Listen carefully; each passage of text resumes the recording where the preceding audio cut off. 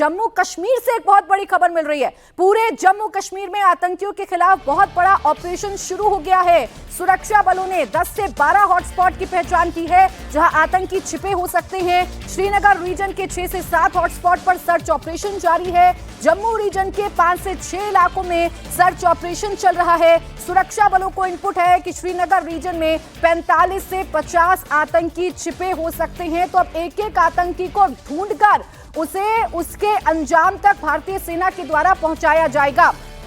इस बीच एक और बड़ी खबर, उधमपुर में सेना और आतंकियों के बीच मुठभेड़ जारी है। उधमपुर में सुरक्षा बलों ने 3 आतंकियों को घेर रखा है। नाले में छिपे आतंकियों की तलाश जारी है। उधमपुर एनकाउंटर में सेना के एक जवान के शहीद होने की भी जानकारी मिल रही है। वहीं उधमपुर ऑपरेशन पूरा होने में 2 से 3 दिन लग सकते हैं। 2 से 3 दिन अभी सुरक्षा बलों को लग सकता है इन आतंकियों को ढूंढकर इनके अंजाम तक इनको पहुंचाने के लिए। देवेंद्र, वहां पूरे इलाके की जो डेमोग्राफी है उसका फायदा उठाने की कोशिश तो आतंकियों की तरफ से की जाती है, लेकिन अपने इस कायराना करतूत के बाद यह तो तय है कि जो हाशिए पर आतंकवाद चला गया था अब उसे जड़ से भारत खत्म करके मानेगा।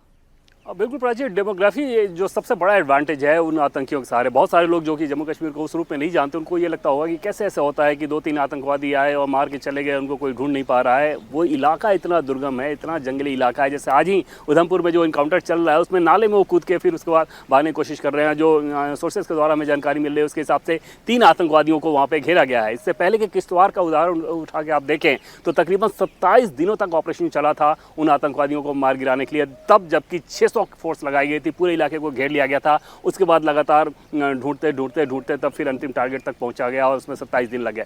तो दुर्गम इलाका होना एक आतंकवादियों के लिए निश्चित तौर पर बड़ा एडवांटेज है। कुछ लोकल सपोर्ट मिलना निश्चित तौर पे एक बड़ा एडवांटेज है। अगर लोकल सपोर्ट पूरी तरह से खत्म हो जाए तो निश्चित तौर पे इन आतंकवादियों को खत्म करना और आसान काम हो जाएगा। हालांकि लोकल सपोर्ट के बारे में जैसा कि पहले मैंने आपको बताया कि अब परसेंटेज वाइज ऐसा माना जाता है कि 5 से 10% ही ऐसे लोग हैं जो कि अभी भी अलगाववाद या आतंकवाद की उस धारा के साथ बह रहे हैं। अन्यथा जम्मू कश्मीर का आम जनमानस ये समझ रहा है कि डेवलपमेंट ही एक ऐसा रास्ता है जिस पे वो उनको आगे बढ़ना चाहिए। तो उस हिसाब से ऑपरेशन जारी है। और अब जो ऑपरेशन होगा, क्योंकि वो जो टेररिस्ट हैं बहुत हाई टेक्नोलॉजी का इस्तेमाल कर रहे हैं, जिस प्रकार के वो फ़ोन का इस्तेमाल कर रहे हैं उस फ़ोन के आधार पर उन्हें उनके एग्जैक्ट लोकेशन को ट्रेस करना मुश्किल होता है और सिर्फ एरिया के बारे में पता चल पाता है।